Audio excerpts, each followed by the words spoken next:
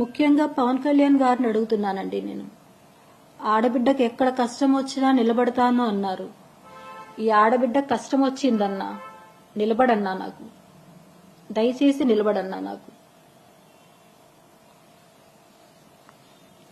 మీకు నేను ఇంతకు ముందు చెప్పానండి. ఇంతకుముందు నేను మీకు చెప్పాను, అతను వీడియో రికార్డ్ ఇమ్మని మీరు అడిగారు కదా, వీడియో రికార్డ్ మీరు ఇచ్చున్నారు అని. అతను ఇమ్మని చెప్పి ఫోర్స్ చేసిన వీడియో క్లిప్స్.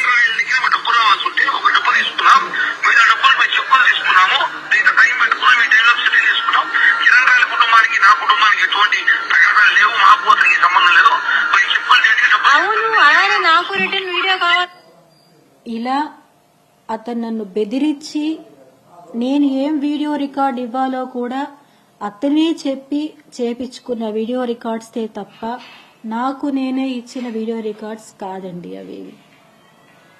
అతను మాట్లాడాడు నిన్న మీడియాలో, నేను చూశాను. మా అమ్మ వాళ్ళ ఇంటి గురించండి. ఆ అమ్మాయి చేసే గ్యాంబ్లింగ్ ఇవన్నీ వల్ల అన్నీ తెలుసుకొని ఇంటి నుంచి తరిమేశాము అని చెప్పి ఇది క్లియర్గా చెప్పారండి. మా నాన్న ఒక టీటీడీ డ్రైవర్ అండి, చాలా గొప్ప వ్యక్తి.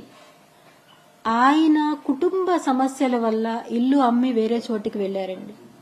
దాన్ని కూడా అతను క్యాష్ చేసుకొని వాళ్లే వీధిలో వాళ్ళు తరిమేశారు అని చెప్పడం చాలా బాధాకరమైన విషయం అండి. అది మా నాన్న బతికే ఉంటే ఎంతో బాధపడి ఉంటారండి ఈ మాటకి. నేను మీడియా ద్వారా ఒకటి చెప్పాలనుకుంటున్నానండి. నా కుటుంబానికి ఎవరైతే నాకు దూరం అయ్యారో, మమ్మల్ని వెలివేశారో వాళ్ళందరికీ మనస్ఫూర్తిగా క్షమాపణ చెప్తున్నానండి. ఈ కిరణ్ రాయల్ అనే వాడి వల్ల మొత్తం నా 2 కుటుంబాలు నాకు దూరం అయిపోయాయండి. అత్తయ్య, మామయ్య అందరికీ నా క్షమాపణ. నన్ను క్షమించండి. నేను అతని మాయలో పడిపోయి అన్నీ కోల్పోయాను. నేను, అమ్మ, అన్న అందరూ నన్ను క్షమించండి. అందరి దృష్టిలో నేను చెడ్డదాన్ని అయిపోయానండి.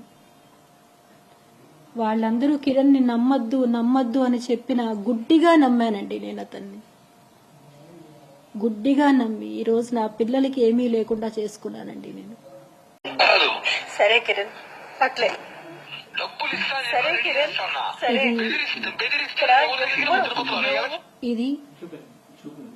ఇది నేను అతన్ని డబ్బులు ఎంతో కన్నీళ్లతో అడుగుతున్న ఒక సందర్భంలో అండి.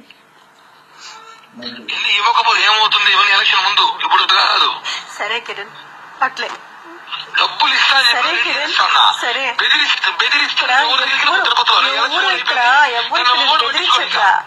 ఎవరు నిన్ను బెదిరించట్లా. ఇచ్చి నా పిల్లల లైఫ్ నేను నాశనం చేసుకున్నాను. నువ్వు ఈ రోజు ఇలా మాట్లాడుతున్నావు. నాకు అప్పించావు, నువ్వు అప్పించినావు, చెప్పించావు వచ్చినప్పుడంతా. కిరణ్ రాయల్ ఇది నీకు అప్పిస్తున్నావు, అక్కడికి ఇవాళ చెప్పున్నావా? చెప్పలేదు కాబట్టి దేవుడు నీకు 4 శిక్ష వేసినాడు. ఇప్పుడు కాదు శిక్ష నీకు పడతాది. పెట్టు, తట్టుకోలేరు కుటుంబం. చూద్దాం. ఇది ఒక ఉదాహరణ మాత్రమేనండి. ఇలా నేను డబ్బులు అడిగిన ప్రతిసారి అతను నన్ను బెదిరించేది. ఇవి నా దగ్గర ఇంకా చాలా ఇంకొక అమ్మాయి ఉన్నాయండి. అవి నేను బయట తలుచుకోలేదు వాటిని. ఎందుకంటే నా లైఫ్ స్పాయిల్ అయినట్టు ఆ అమ్మాయి లైఫ్ స్పాయిల్ అవ్వాలని నేను అనుకోవట్లేదు. నేను మీడియా ముందర నా తర్వాత వచ్చిన అమ్మాయి ఎవరి వల్ల అయితే నాకు ప్రాబ్లం వచ్చిందో ఆ అమ్మాయిని కూడా ఇంకా ఘోరంగా ట్రీట్ చేశారండి వాళ్ళ ఇంట్లో.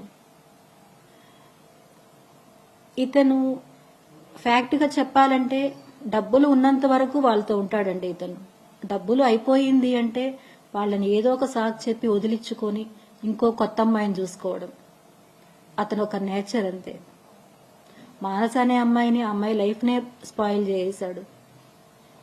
ఆ అమ్మాయి బిడ్డను కూడా అమ్మాయికి దూరం చేశాడు.